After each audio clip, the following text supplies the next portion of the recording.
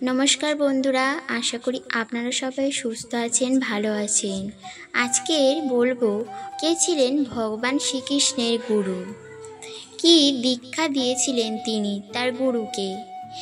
এমন ঘটনা খুব একটা নেই যেখানে জগৎ পুরুষকেও দেখা যায় গুরু হিসেবে কাউকে বরণ করে নিতে। ভারতীয় আধ্যাত্মে গুরু শব্দটি এমনই মহিমা বহন করে যে এর কোনো তুলনা হয় না।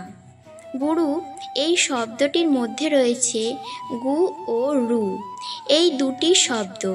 এখানে গু অর্থ অন্ধকার এবং রু অর্থ আলোকে বোঝানো হয়। অর্থাৎ গুরুর কাজই হলো শিষ্যের মনের অন্ধকার দূর করে তাকে আলোকিত করা। ভাগবত ও বিভিন্ন পুরাণ থেকে, মহাকাব্য রামায়ণ ও মহাভারত থেকে গুরু শিষ্যের অসামান্য সব কাহিনী জানা যায়। এমন ঘটনা সনাতন ভারতে ঘটেছে যে স্বয়ং গুরু স্বীকার করতে বাধ্য হয়েছে শিষ্যের গুরুত্ব।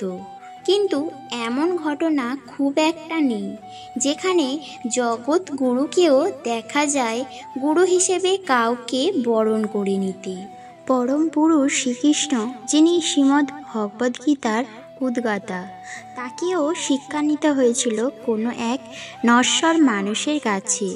একথা ভাবতেও অবাক লাগে, কিন্তু সেই সঙ্গে এটাও মনে রাখতে হবে রামচন্দ্র বশিষ্ঠ মুনির শিষ্যত্ব গ্রহণ করেছিলেন।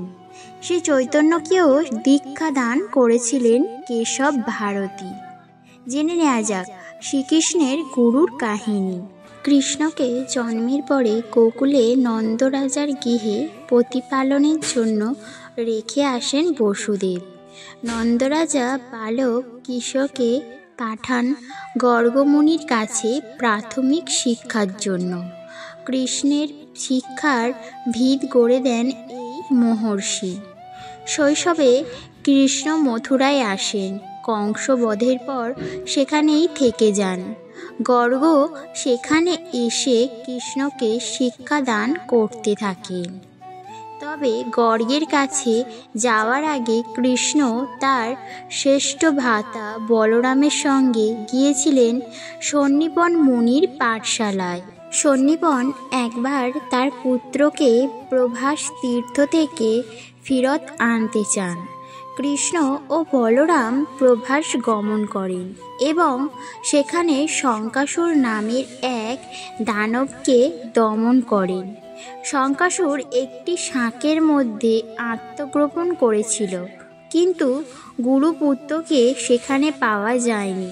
কৃষ্ণ বুঝতে পারেন গুরুপুত্রকে শঙ্কাসুর হত্যা করেছে। এরপর কৃষ্ণ যমলোকে গমন করেন সেই শাঁখটিকে সঙ্গে নিয়ে। যমলোকের দরজায় দাঁড়িয়ে তিনি সেই শাঁখে ফুঁক দেন।